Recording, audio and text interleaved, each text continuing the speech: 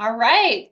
Well, welcome everybody again to our IDRPP Early Intervention Echo. We're thankful that you can join us today. If you will put your name and contact information into the chat, we'd be grateful for that. Every time I move my mouse, it messes up my screen. As you can see, we are recording today's session. We do use those for quality improvement and educational purposes, so you are free to access those on our Canvas page as well as our YouTube playlist. You can share them with families, with colleagues, with anybody that you feel like might benefit from what we are talking about in these ECHO sessions. I know if you're like me, it takes me a minute or 8 times to really solidify something in my brain. So I love going back and reviewing some of these things as continuing professional development. We love Zoom because we can do a lot of things virtually and get this information out to a lot of people. But just imagine that we're in a live room. We'd all be chit-chatting with each other and we'd be brainstorming and talking about it. And so trying to recreate that over Zoom. So make sure you put your questions into chat. If you feel comfortable, turn on your cameras so we can see each other and know that we can just have a kind of continue to network with each other over Zoom. We will be asking if you want to put your questions in there. We have Kurt Phillips who monitors that for us, and he will make sure that all of the questions are answered. For today's presentation, we are going to save all the questions until the end of the session, but as you're thinking about them, put them in there and Kurt will monitor that for us. We do talk about sensitive topics or talk about the families or clients that we work with. So please take a minute and just remember to protect the individual's privacy. If you have any questions, you can reach out to one of our hub members. They all have or will now have an asterisk in front of their names so that they are easier to locate in chat. And you can always reach out to them if you're unsure. Key components of an echo session is we will always have a presenter, and then we have my favorite part, which is the case presentation and recommendations. We have such amazing people on this call, and I love learning from all of you guys. So the case presentation and hearing what all of your guys' resources are is a great way to just continue to build that professional networking. So that when Shelby from North Dakota says something amazing, I can then figure out a way to reach out to her. And if I have some follow-up questions or just know that I can brainstorm. Sometimes in early intervention, in our cars driving around, depending on how large our caseloads are, we might be on our own for a half hour, 45 minutes, and we don't always feel like we have people that we can talk to about our families. So building up that professional networking and knowing that we're all out here together doing this. Again, it'll take a minute and rename your profile, as well as how to raise your hand. If you have any questions about how to do that, please just reach out to me and I can walk you through that. But I think all of us have been on Zoom for long enough that we know how to do that. In order to get a credit of attendance, I just always want to give a huge shout out to everybody who always completes our surveys. It helps us take this information back to our funders and show them the amazing work that is happening. So that's how we send out those certificates or credit for attendance, is that we do ask you to fill out today's survey. And Leo will be dropping those in throughout today's session into chat, and that we mail those out monthly. We also have a place on the survey that asks for your email and phone number. That's for us to be able to send out thank you swag. So if you fill that out and you've completed some Sometimes we do random drawings. Sometimes we send them out after 3 have been completed. So put your, if you want to get some free swag, put your address in there and we just mail that out. Canvas is where we store everything. So if you would like access to our Canvas page, and one of the big reasons for that Canvas page is for those case recommendations.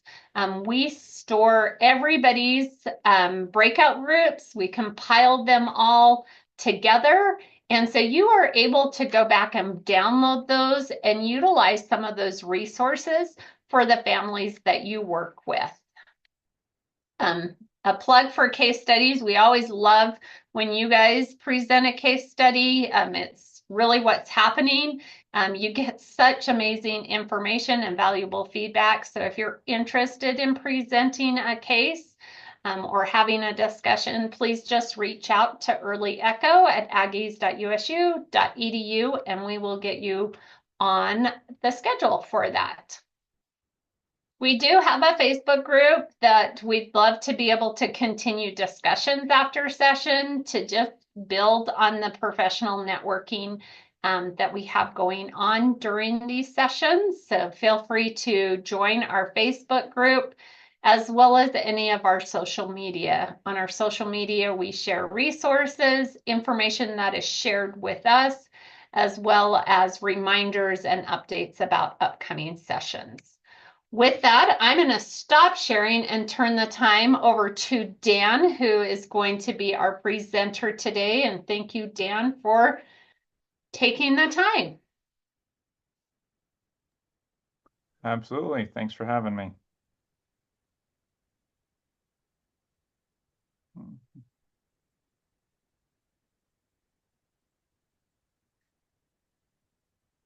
Witch it. There we go. There you go. Nice. Okay. Thanks for having me on here. My background is I'm an ATP, also a rehabilitative engineering technologist, and I have a bachelor's and a master's in mechanical engineering. I'm excited to be able to present. These are kind of the different topics I'm going to try and talk on today. Some of them I'll dive a little more deeply than others. If there's an area that I haven't dived in deep enough and you have questions on, throw them in. I'll snag them at the end. But we'll try and touch on each of these parts here as we go on through. And again, I don't know, I kind of want to touch not too deep on a lot of areas because if it's not really an area that you need more information on, we obviously have a lot of people already experts in this area on here, then I don't want to waste too much time on that. So we'll keep it light. So as far as assistive technology goes, I would assume that everyone on the Zoom call would understand what assistive technology is. It's pretty fundamental there. But the things that I think I want to bring out here in this nice definition here is that devices and, oops, did not mean to do that, devices and services. I think too often we think of AT as a gadget, and often we don't think of the service component. And when you look at the full definition of it, services include assessment, customization, repair, and training. So often the solution that we're providing for people as far as assistive technology is that training aspect. They just need a little bit of help with that. As far as for those that aren't quite as familiar with this part, the Assistive Technology Act started in 1988. It's been reauthorized several times. The time period, 2004, when it was reauthorized, was also just a couple months after that was when IDEA was kind of reformed. And there was some components and greater emphasis on assistive technology. So that was kind of done in conjunction with this Assistive Technology Act. So this Assistive Technology Act provides an AT program in every state in the United States of America. So I'm talking from Utah. And those that are local here will know me, but if you aren't local to me or you're not aware of your state's AT program, you can go to this nice link. It'll show every state's program. You can click on it and get in contact with them. And the AT is to be included for the IFSP process for Part C. So For me, I focus on assistive technology from birth to death in pretty much every area. Mobility, vision, hearing, range of motion, grooming, dressing, like across the life, right? But the things that I think are important to mention about early intervention and what I've found trends in there is that during this time period, there's so much growth happening with the kiddo. Definitely as I work with older adults and whatnot, there's kind of this plateau, that happens a lot of times with therapy where they can't really get the benefit from it. Well, that's not really true in this age. That's not true at all. There's so much growth that can happen and so much that can be improved on. And this is one that I would say is something to don't worry about splitting hairs on this, whether or not it's therapy or AT. Because a therapy trike, for example, is something that, sure, it allows them to ride a bike, right? They have the support and whatnot. But often I see therapists using it as something to encourage the leg motion, right? So it's kind of a dual thing. And if you get some people that are kind of fussing on whether or not it's therapy equipment or assistive technology, just tell them it's both. The benefits of assistive technology, obviously there's the independence, but let's be a little bit honest. 0 to 3, we're not like super independent, holding down a job type individuals, right? So often what you're really looking at and getting the family buy-in is that reduced caregiver burden. So as much as you can get them doing on their own, while it's not full independence, it's kind of that reduced dependency on the family around them. You hope that the AT supports them in their education. Obviously, we're not doing employment. This is more of a general slide for assistive technology as a whole. On this slide here, I just have some general examples. On the next slide, I'm going to dive into ones that are more for early intervention. But this would be giving you examples and kind of hopefully broaden your horizon on different things that might be included in that umbrella term of assistive technology. We're most familiar with mobility equipment. For all the SLPs on here, communication devices there. Daily living. This is one that I think is heavily underused or under-recognized as assistive technology. I don't really care whether or not we're trying to call it assistive technology or not. I just think so often there are a lot more apps out there that will help people manage their lives that we really aren't capturing or introducing to our clients and families. And I think part of that's just apps continue to change.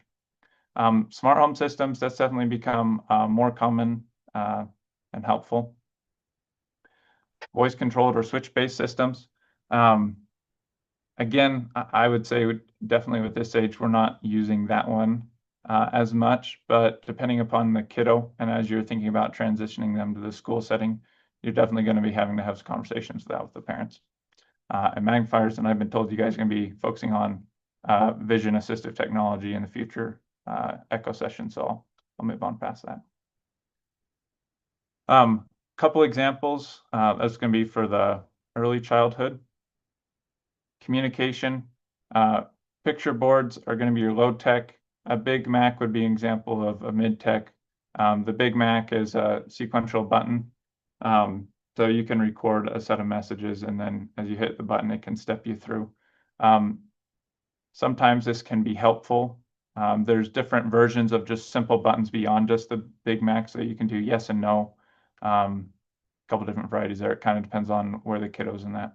And then definitely also very common are tablets with different AEC apps. And then obviously dedicated devices. For the mobility, I'm just going to point out a couple here. Adaptive strollers, yes, but kind of one that's, I don't know, maybe not as commonly known, but I think is nice to know about, is the Frog mobility device. It's basically like assistive crawling, if you want to think about that like that. It basically takes the weight off of the feet and puts it directly under their chest onto these wheels. under their knees, under their feet, it will rest on the floor. But as the kiddo leans forward or pulls forward with their arms, it'll kind of rock and tilt off of their feet and they can pull themselves forward. So maybe not like a crawling, maybe more like an army crawling, I guess. But it definitely gets that movement, and I'm sure everyone on here is very aware. Getting mobility and movement early on definitely helps with the growth there. Another project that we've been more heavily involved in is the baby bug learning toy. It's actually a project in combination with Shriners down in Salt Lake City. We have it right now as an instructable that you can search, you can download, and you can fabricate it yourself. We're working with an individual here in the state of Utah to make it a purchasable device. So fingers crossed, hopefully by the end of the year, it'll actually be something that will be available across the nation. This type of device is something, it's like a power wheelchair for kiddos, but it's not really meant to be used as just a standing power wheelchair. It's meant to be used as a therapy device. So you're putting the kiddo in it, you're allowing them to have that movement, and then you're pulling them out of it. And then you're doing your therapy to encourage them to crawl or reach or do different things. Again, you want to not leave the kiddo in it. It's not meant to be their power wheelchair. It's meant to be something that will allow them to have that movement for those kiddos that like a bumbo chair really isn't effective for. That's how you'd be using that. Okay. Definitely switch adapted toys. Depending upon your familiarity with it, there's a nice website called Makers Making Change, and they have many, many, many different assistive technology devices, not just switch adapted toys, but one of the sections is switch adapted toys. This example of a bubble whale. This switch right here has been 3D printed, and they have some wonderful instructions for modifying these toys and for fabricating different items yourself. If you are someone who's like, I know nothing about 3D printing, then they also have a request a maker, and so you can send it off to someone local in your community that can build it for you usually. There's different items in daily living. With the adaptive utensils, I found that like just the physically modified, like you've modified the utensil in a particular shape, that's very common and easy. Most any electronic adaptive eating items are not really geared for kiddos. Like the size of them is more for adults. Sometimes it can still work, but often what you'll do is you'll take that one that's for an adult and then you'll need to do some sort of small modification on top of it to make it work for the kiddo. And then we're going to be talking about seating here, it looks like in a couple weeks, so I'm going to move on past that one. So kind of mentioning it earlier, in the IDA Part C, it requires the state to have the AT devices as part of the process. And just a simple statement here that it should be part of a functional outcome. So as you're writing it into it, an example down here of a goal would be this. You want to be very clear, very direct. And for the best success with this, you're going to need to include everyone that's on board and involved. I've found that, again, when you're working with older adults, you're kind of just working usually directly with them. When you're working with kiddos, although from my end, the individual with the disability should be the decision maker, period, right? That's kind of the mandate from my program. However, we recognize that so often that is not going to be the case with these kiddos. There's so many other people around them that are actually making a lot more of the decisions on their interactions with this. Sorry about that. So kind of as a reminder for you, I know we're focused on early intervention, but also know there's several different programs that are represented here. So a couple kind of mindsets I wanted to share as you're thinking about including assistive technology with these families. Being proactive, I have noticed that a lot of these families, when they're starting out, they really just have no idea. And they just keep saying, I have no idea, I have no idea. And what you want to say is, well, then just ask a question, dang it. You know, just tell me what it is you're struggling with and I'll start having answers for you. But they just keep saying, I have no idea, I have no idea. And so often it's you're going in and you're walking around and asking them, are you struggling with this? Are you struggling with this? Is this kiddo struggling with this? Now, as you've been in the field for a while, you'll start identifying the kiddos and what they're going to be good at, what they're not going to be good at. And you'll be able to make some recommendation. Oh, I can see, they're probably going to be struggling with this. And so you might be interested in including this with them. But definitely, as far as introducing the assistive technology to them, you'll see it's from your end. And I would say the other reason for that is that kiddos often learn that life is teleportation, meaning that, when they're that young and that small, it's just so easy for the different, whether it's the parents or the family members, just step in and do it. But from you as a therapist point of view, you're like, I just lost my therapy opportunity for the kiddo when the family steps in and does it. So it's so easy for them to skip over that AT or think that they need it whenever it's easy for them to do it themselves until the kiddo starts getting older and then it's harder and then it was kind of, too late. We should have been implementing it earlier. I think I've touched on all that. As far as the family members go, obviously, if the parents don't like the assistive technology, good luck on getting it to implement. So you better make sure you're including them. But also, I don't know if I'm sure you've had the experience where you're working with the kiddo and the kiddo will make a movement or cry or do something, and the mom will be like, oh, they want their sippy cup. And you're like, no idea. I never would have gotten that from it. And it's very impressive to me, to be honest, how well sometimes they will, just from being around them, pick on those communication cues. And so trying to implement them as much in the assistive technology.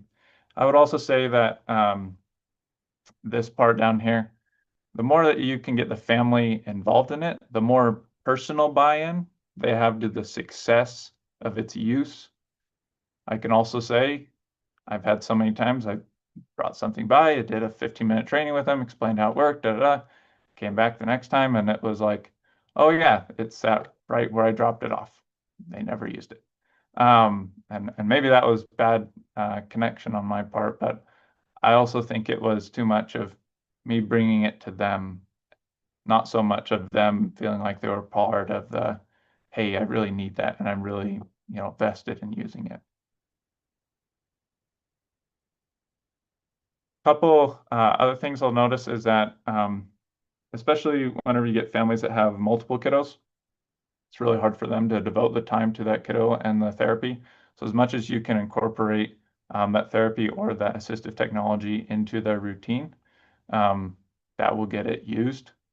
And again, we are creatures of laziness and habit. We'll do whatever's the easiest and do it whatever's the fastest. So you can make using assistive technology the fastest thing for their kiddo, they'll use it a lot more, right? So really be thinking about that, whether you're the one selecting it or you're working with some sort of AT program to select it. I would say this is also another one. Parents sometimes have false expectations on what assistive technology is going to do for their kiddo.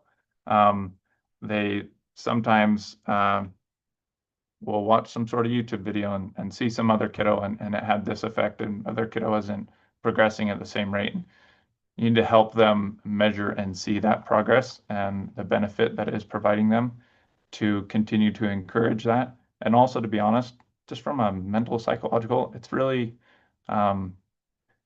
frustrating and discouraging when you're working with a kiddo and you've been practicing and you're not really seeing the progress you want to. And you kind of need to know what is expected, right? And so it's kind of on you as a professional to coach the parents and understand, like, yeah, like they need to train this with the kiddo like 6 to 10 to 20 times before maybe it gets implemented, right? And obviously it's gonna be different on the kiddo. As much as you can get hands-on, them using the equipment, it's going to get them to use it more. I find that videos, leaving them a link to a video is sometimes very helpful for the sake of they'll always forget, but most of the world is really good at using YouTube University these days. And so leaving them a nice video that they can reference when they need to remind, oh, how to use this product, really helpful, so they don't come back and they just say, oh, well, I forgot how it operates. You know, you're just like, you just wasted the last 3 weeks before I came back here again, right? And then obviously as much as you can get them with other families that can kind of stir uh, other opportunities to be considering assistive technology. As far as funding goes, you know, kind of the first option, Part C, but then also maybe looking at Medicaid, private insurance. For those that are aware, I'll be speaking on this a little more in the next slides. There are items that you can borrow from different AT programs. Often I will notice that early intervention programs will have their own chunk of assistive technology, but sometimes you can also contact your state AT Act. And then, yeah, community resources depending upon your state. I kind of state this a bit earlier, but as far as documenting it, you need to be very clear on how it relates to that functional need.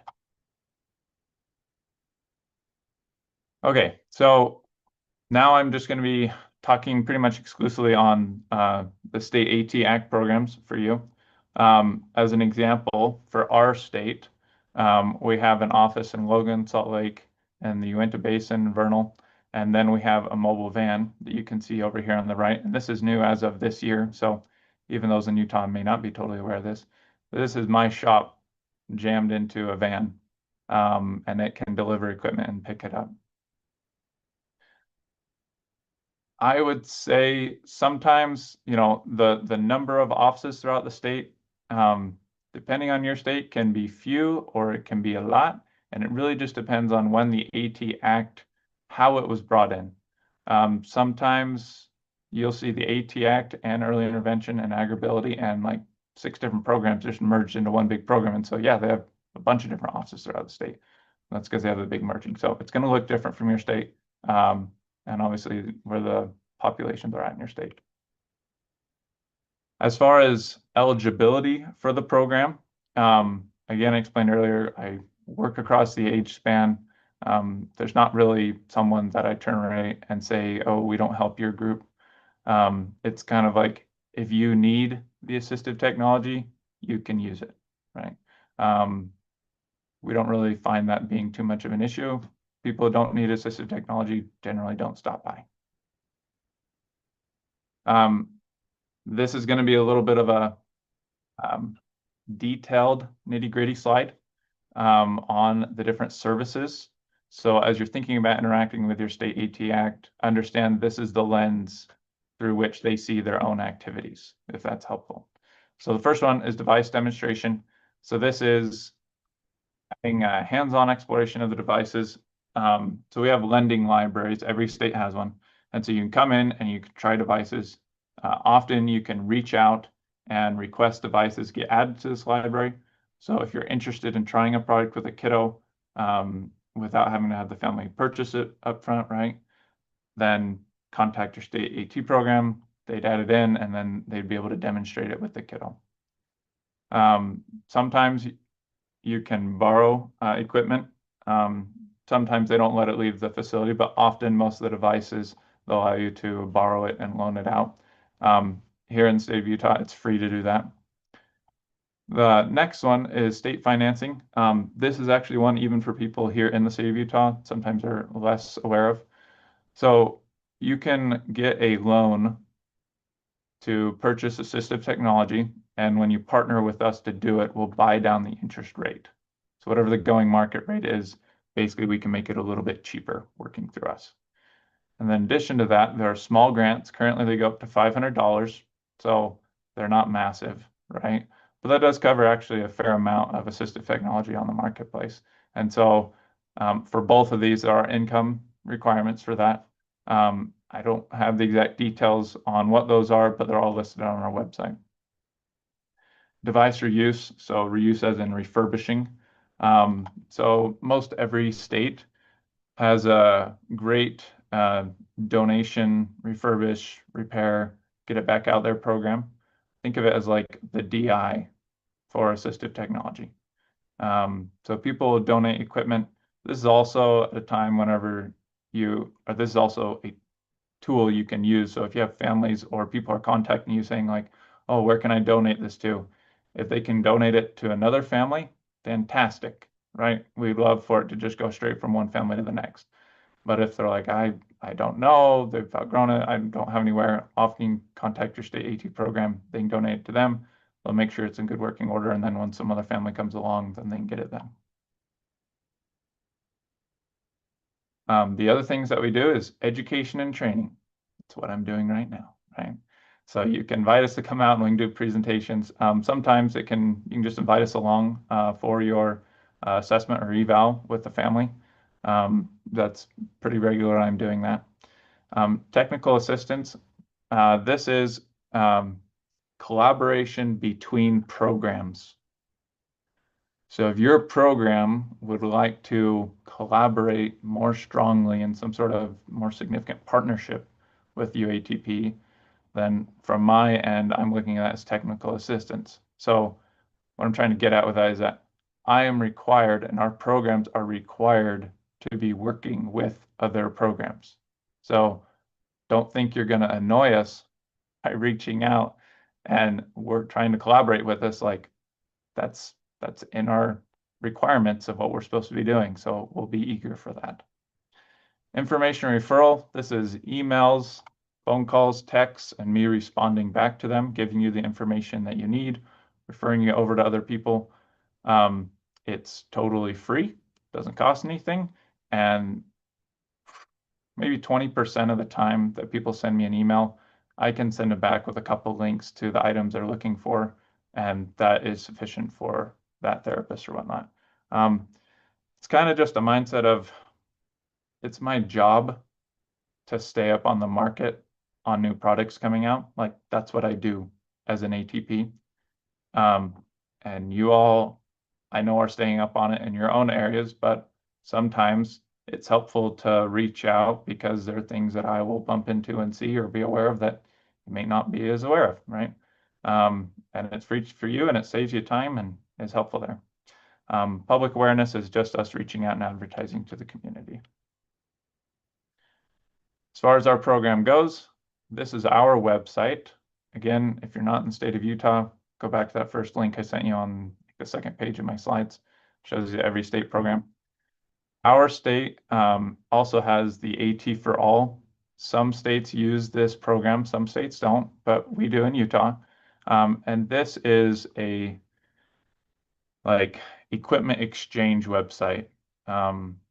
So we post all of our inventory on that website. So all the devices that we have, you can look up online and see what they are. You can also, other programs that want to partner with a program can enter their devices in there and make it public so that other entities across the state. So if you have equipment that you're interested in sharing, whether that's across other early intervention programs or maybe just to people in your general area, right? Then you might be a good opportunity to make it more public to the community. And then the other thing that happens on there is it allows families can post equipment that they would like to sell or give away for free. And other families who are logged into the site can look in there and find that equipment and make connections. So sometimes it's a good way to help people connect to each other.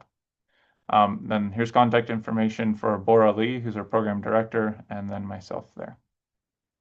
And that is the end of my presentation. So I'd like to stop there.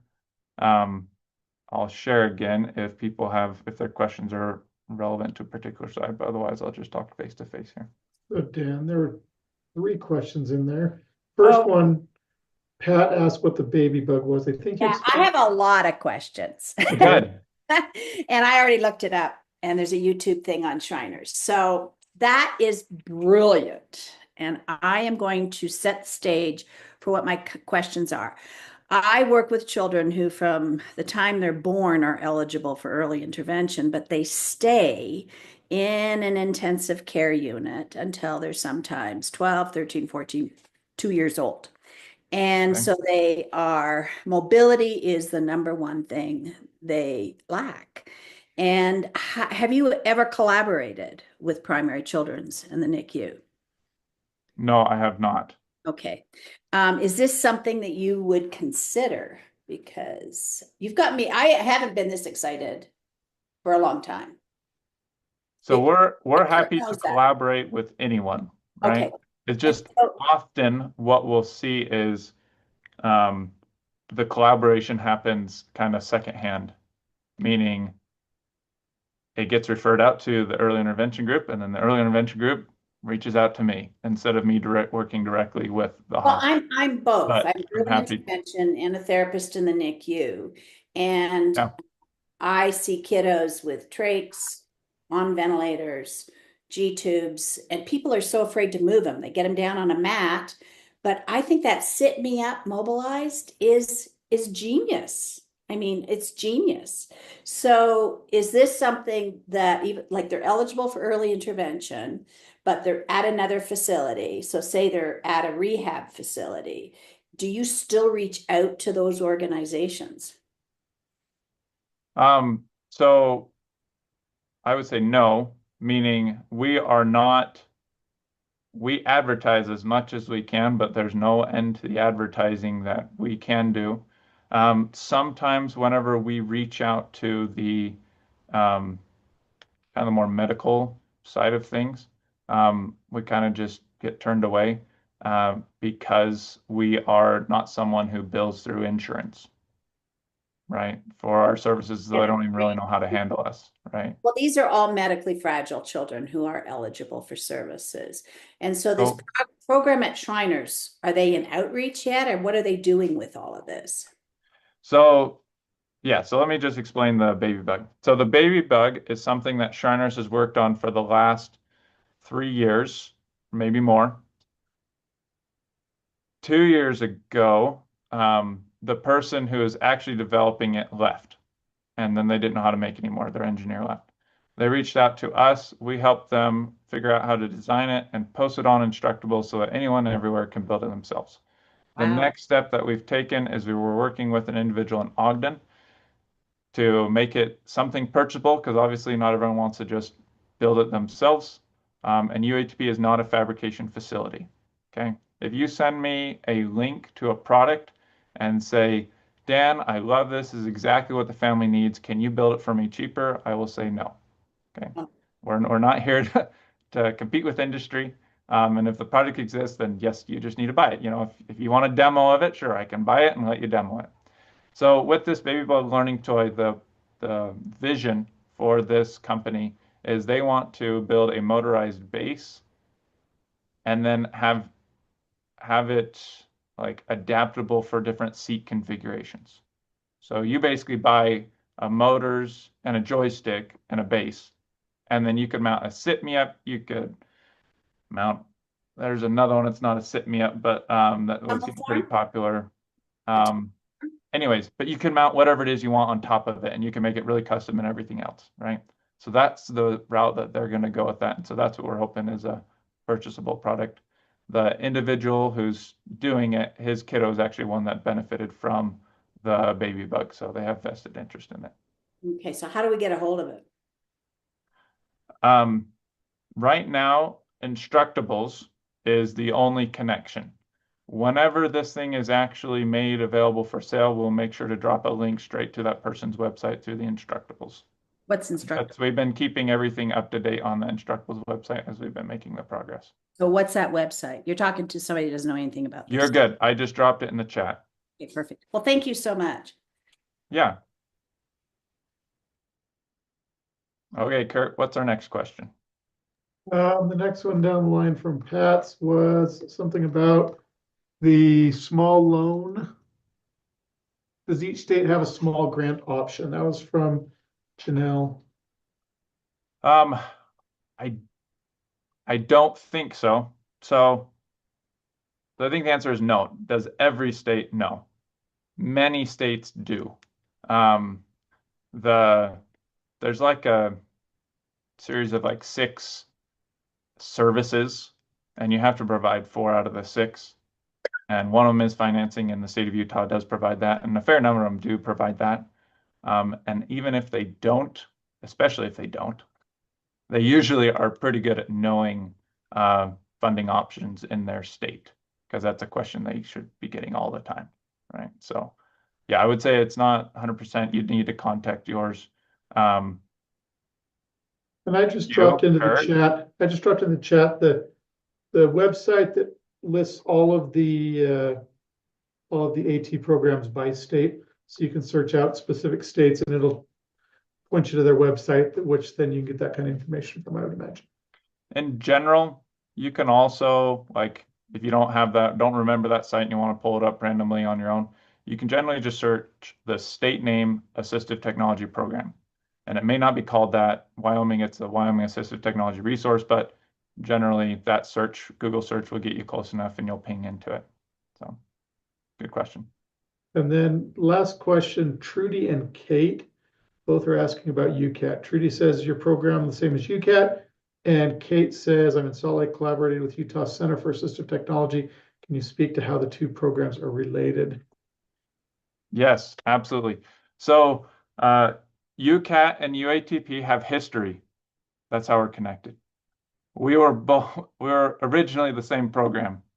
And then we split off to, basically UCAT split off as they wanted to pursue different funding. And in order to pursue that different funding to provide for that location, part of the requirements of that was that it had to be split off and become its own program.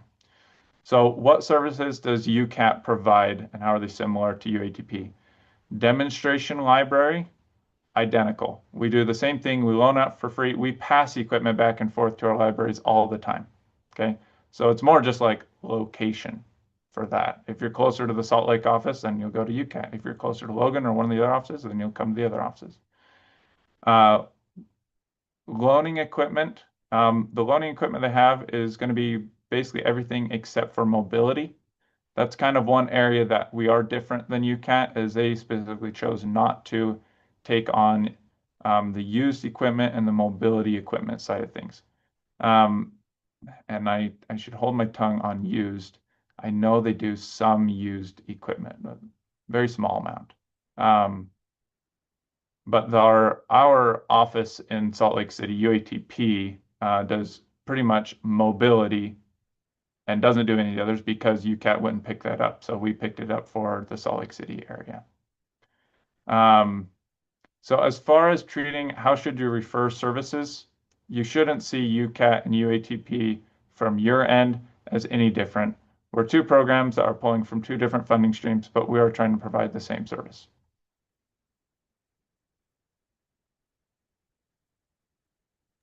That's all the questions in chat, Dan. Okay. So everybody is aware, I've been dropping in the links that Dan has been sharing in his PowerPoint throughout today's session, as well as trying to find specific ones also for North Dakota. So I know we have a lot of North Dakota on here. And then I don't know if anybody wants to come off mute and ask any other additional questions.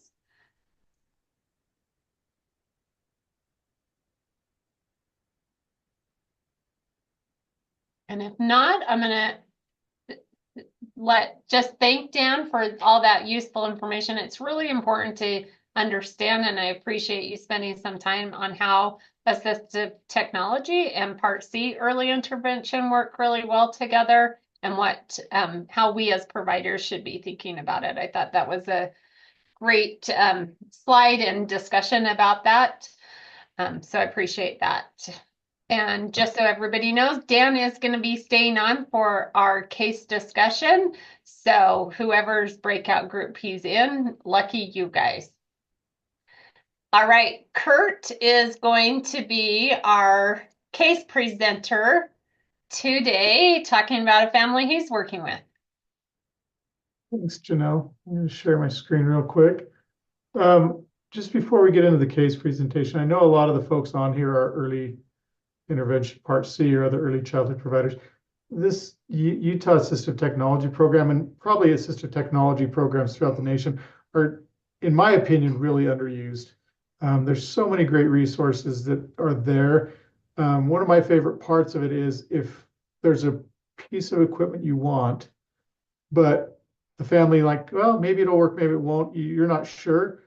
You can always go to the assistive technology program and say, I'd like to purchase X, Y, or Z. Now, you can't purchase like $100,000 piece of equipment, but if it's a few $100s or something, and you want to try it out, you can always talk to Dan, and they likely can purchase it for your use for that demonstration you talked about, so that family can try it out and say, yeah, this works really good. And then they can go purchase it rather than buying something that they may or may not be able to use. And so that's one of the things that I've found has been really beneficial as an early intervention provider for a lot of years. So kudos to Dan and his group over the UATP. They do a great job. And I'm sure throughout North Dakota or other places, the AT programs are just as great and probably just as underutilized by the early intervention providers. So anyways, on to the case presentation. So Janel asked if I present this case. So I am a physical therapist by profession. I do work at Utah State University in the Institute for Disability Research, Policy, and Practice. I've been a physical therapist in Part C early intervention for almost 25 years now. Seen lots and lots of kids and had lots and lots of fun playing with kids. I want to share with you one about a kid named, I'm calling him Joe, that's not his real name, but Joe comes from a family that have 3 kids, a 5, a 3, and then he's 1. He was born with severe hypotonia. They're not sure the reason why he's so hypotonic. They think it might be a genetic reason. They're going to get some genetic testing, it looks like.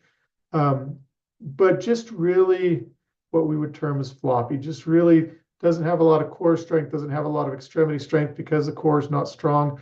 And so and it's getting to the point now where it's starting to be a real effect on the parents because he's getting bigger, mom's not big, hard to lift him, that sort of thing. And so it's really, I mean, it's something that we've kind of talked about all along, but when they're little and cute and they just lay there anyways, it's not first on your mind. But when they turn a year and they start getting a little heavier and it's more difficult to get them around, then all of a sudden it kind of sometimes, in my experience, the parents really start taking notice because it affects their ability to be healthy and their ability to do what they'd like to do. So Dad does work outside the home on a regular schedule, 8 to 5 or somewhere around there. The other kids are developing typically as we'd expect them to, but as a 3 and 5-year-old will be, they're super busy. They're going everywhere. And so mom's chasing them and trying to keep up with the things she needs to do for Joe.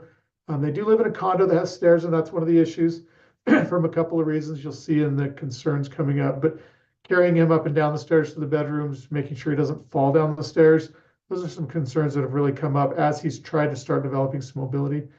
And so overall, that strain of just taking care of all of the children with Joe's particular medical and care needs starting to take a toll on the parents and then their relationship with the kids, but particularly with their relationship with each other. The primary areas of concern for the parents is mobility. Again, because he can't move on his own, they have to carry him everywhere. They go outside to go to the park and he can't go climb on the playground and can't go play with the other kids. And so they're becoming more and more concerned. He does have PTOT speech from the program. And so he's getting things for mobility, he's getting things for feeding, he's getting things for starting some communication, that sort of thing.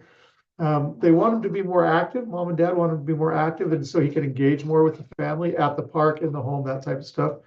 They want to start taking him to the church nursery, but they can't because he can't move on his own. And they've taken him in there kind of on a couple of trial things, and they say he kind of just gets stepped on like all the other toys, and so they're concerned for his safety. And the people that are working in that nursery don't have the skill set, don't have the ability for understanding what they need to do to be able to help Joe engage in his environment and keep him safe.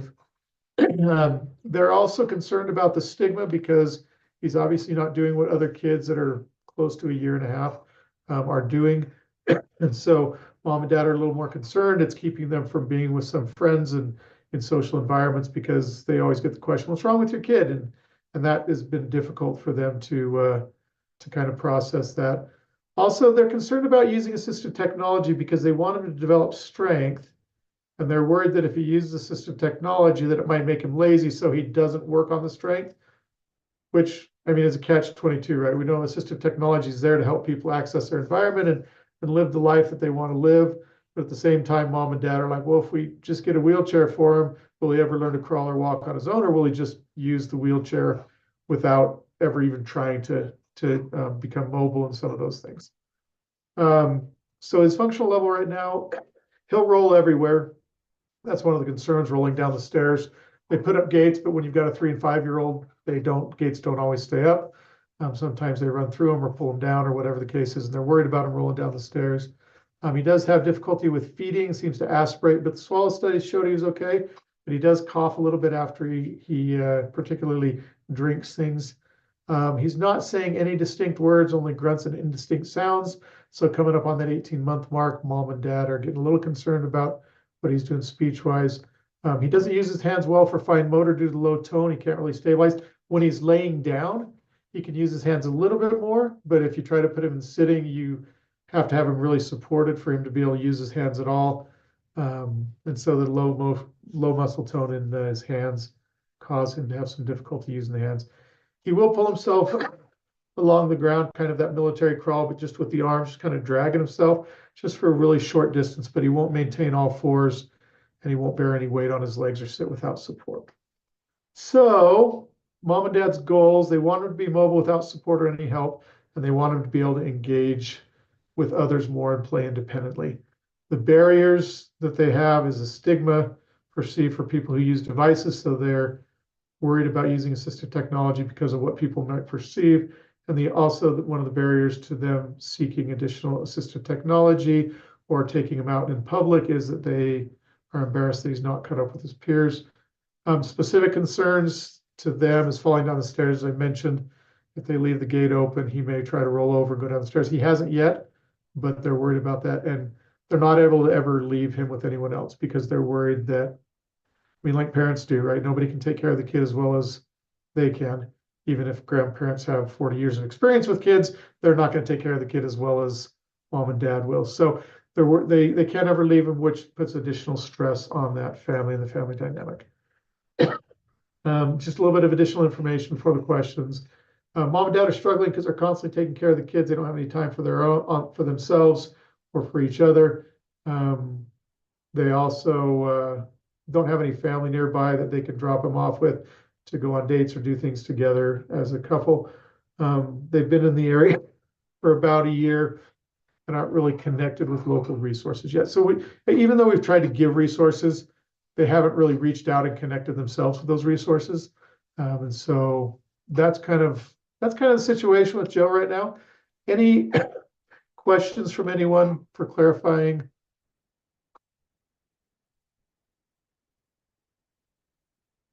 Okay. If there's no questions, here's the three questions I'd like to have addressed in the breakout rooms. Number one, what are kind of your thoughts on how to meet those immediate needs with our concerns of mobility, positioning, and safety? So what type of assistive technology might be able to help with positioning? How do we teach this child to crawl or use other forms of mobility? And how do we transition that to the parents? Because sometimes as professionals, we go, oh, you just do this and this, but it's hard to teach the parents that sometimes. What can be done to keep this child from rolling everywhere and putting himself in danger of going on the stairs or outside when a door is open? And what can be done to ease or validate the parents' concerns regarding not wanting to use assistive technology? So those are kind of those immediate concerns that we could take to that family and give them and other providers some options. The second question is around other considerations we should address. What are your thoughts on the impact on other developmental areas? How does this affect areas like speech, eating, and socialization? So when we're talking about positioning, mobility, those kind of things, how does that affect other areas such as speech, eating, socialization? What can be done to ensure proper development in those same areas, speech, eating, and socialization?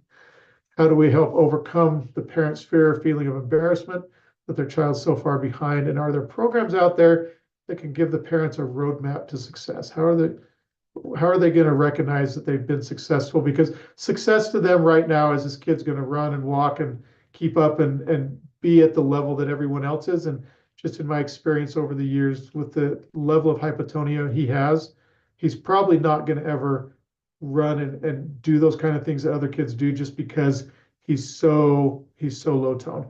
Now, he may get there, but parents parent success right now is he should be up walking and running, and how do we get him there as quick as we can?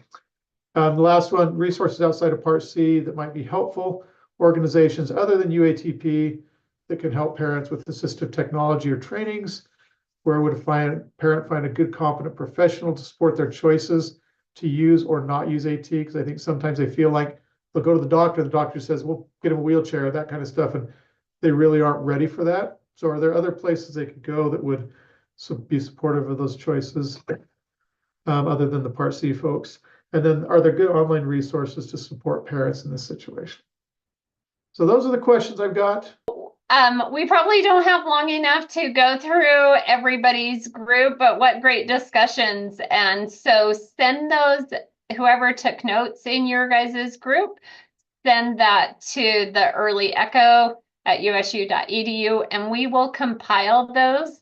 One of the things that we talked about in our group is that even though the resources says Utah, does not mean that you can't utilize some of those resources in the places you're at. So we found some great videos at the Utah Parent Center that have some success stories about using assistive technology. So if that's a reason to share that with people in North Dakota or wherever you're from. So next month we will be having low vision and assistive technology. So we hope to see you all again in July, and enjoy the rest of your day. Thank you.